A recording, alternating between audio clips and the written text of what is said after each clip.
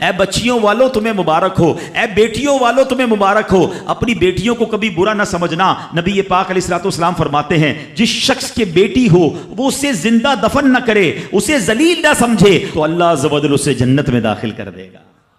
ایک اور جگہ نبی پاک فرماتے ہیں اللہ اکبر، یہ حدیث تو میں کہتا ہوں ختم ہے نا، اس کے بعد الفاظ ہی نہیں بچتے۔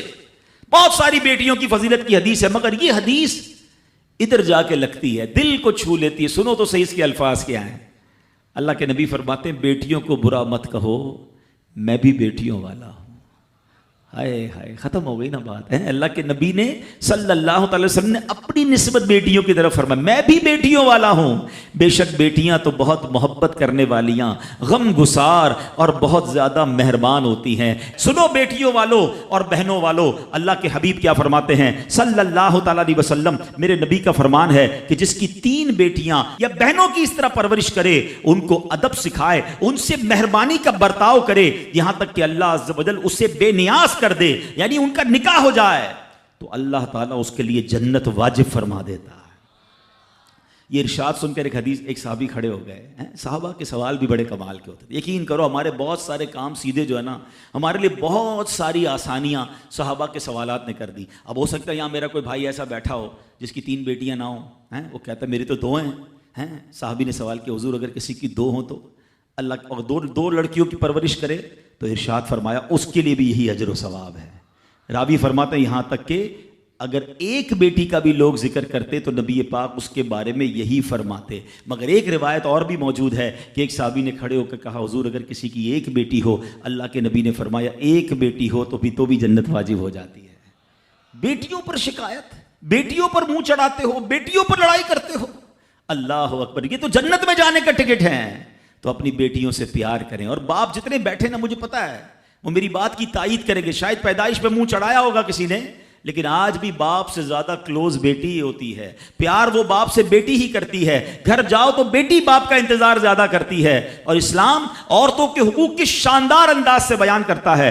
اللہ کے نبی علیہ الصلوۃ والسلام فرماتے ہیں جب کسی کے ہاں لڑکی پیدا ہوتی ہے، سنو، گھر پہ مہمان آئے تو اچھا لگتا ہے نا، اور کوئی بڑا اہم مہمان آ جائے، کوئی بڑے بزرگ آ جائیں تو کتنا خوش ہو جاتے ہیں آپ۔ کئی ایسے بزرگ ہوں گے، کئی ایسے علماء ہوں گے، کوئی ایسی شخصیت ضرور ہوگی جس کو آپ اپنے گھر بلانا چاہتے ہوں گے، مگر آپ سوچتے ہوں گے یار وہ میرے گھر کیسے آئے گا، بہت بڑا آدمی ہے، بڑا مصروف شخص ہے، پسند تو مجھے بہت ہے مگر میں گھر نہیں بلا سکتا۔ سنو، جب تمہارے گھر بیٹی آتی ہے تو پتہ ہے کون مہمان آتا ہے؟ اللہ کے نبی فرماتے ہیں جب کسی کے ہاں لڑکی پیدا ہوتی ہے تو اللہ عز و جل فرشتوں کو گھر بھیجتا ہے۔